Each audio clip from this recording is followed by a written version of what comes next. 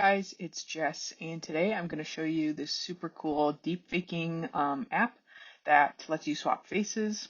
And here I just have a folder, and in it is 3 folders with 3 separate shots of Snape, and I just have them individually separated. This will make it way easier, and I recommend you do this with your own clips. But I'm just going to be putting Adam Driver's face on top of Snape because I've always thought like he could play a cool younger version of him if there was ever like a prequel. So make sure you have some good quality photos of whoever you want to be swapping faces onto. Just of the person you're taking their face, not the source footage. And then you're going to Google Pinocchio and follow the instructions to download this app. I recommend doing it this way because otherwise you'll need to get into coding. So download Pinocchio, and then when it's downloaded, just open the Pinocchio app, and it looks like this. And then this is what my dashboard looks like, but if you hit Discover, you'll find Facefusion on here, and that's the one that we're going to be utilizing. So just showing some of the options here, but download Facefusion. When you have it, you can click on the icon, and then you'll see there's this install option.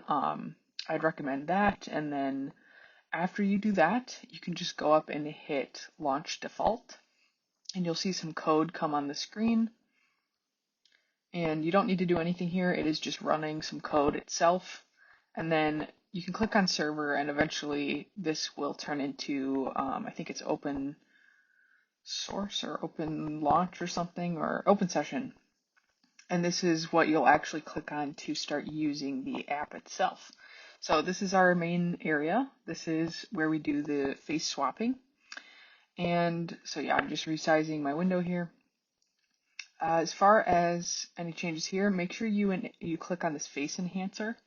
This is a model, so as face swapper, I recommend having these 2 on. Face enhancer will just upscale your face on the character.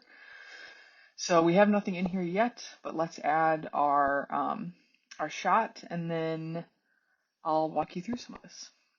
So I'm putting my target video here, and then these are the images I had of Adam. And I'm just pulling this one in, and I'll just show you how things look. And actually, I replaced my clip, so I'm using a different one to start. But if you scroll down, it will actually generate a preview for you, which is really nice. And you can actually scroll through all these preview frames. But if you don't like how it looks, you can go up to where it says Face Enhancer Model and try some of these other options, because they'll give you different results. So definitely recommend that. And again, it's kind of nice. It shows you the preview. So I recommend looking at that. And feel free to play around with all these settings. You can play with, excuse me, you can play with the face mask blur. And that's just going to be the edge around where it's adding the face. And, change video resolution, change whatever you want there. And play with this face enhancer blend. Sometimes if the face is too sharp, you might need to take that down. And then you can obviously change your output quality here as well, which is also very nice. And change the quality, make sure that's to 100. And when you're ready, you just hit start. And if your clip is like mine, which is only a few seconds long, this should take a few minutes. So it'll show up here when it's done. You can play through it. It looks awesome.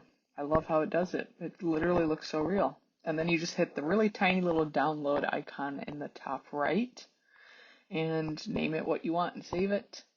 And then you can hit the X's at the top of these whenever you want to redo another shot. So that's literally really all there is to it. I know this was super fast, but I wanted to make a quick tutorial showing you guys this. And look at that. It even puts the hair over his forehead. It doesn't crop over top of that. So it's just really powerful, and it blows my mind that this is all running with literally 1 image, and it's able to keep quality like this. I will say the deepfakes that I've made with this app are characters who have similar facial structure to the target video, which I recommend doing because there are some tutorials out there where people don't do that. They don't keep in mind face structure of the 2 sources, and you can just really easily tell it's a deepfake. But using Adam to put his face on Snape, and then like using Alice and the other actress I did the other day, I think it worked out perfectly there. But if you want, you can pull your stuff into Final Cut Pro, and like you may notice in my clip here that the hair detail up close is not as high quality on the mat, like on the deepfake manip. I zoomed in here so you can see. So pay attention to his hair.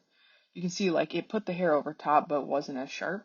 So I end up just putting the original clip on top, and then I mask around Snape's hair.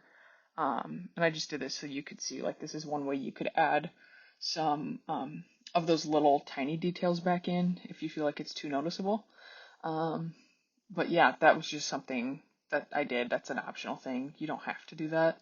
But yeah, it's crazy to me that this program is so fast. Instead of having to spend 10 hours overnight making my PC learn how to deepfake with machine learning and coding, this only takes a few minutes and it produces a really great result. So these were the 2 deepfake clips that I had made. Yeah, so that was today's video. I really hope you enjoyed. Up to something.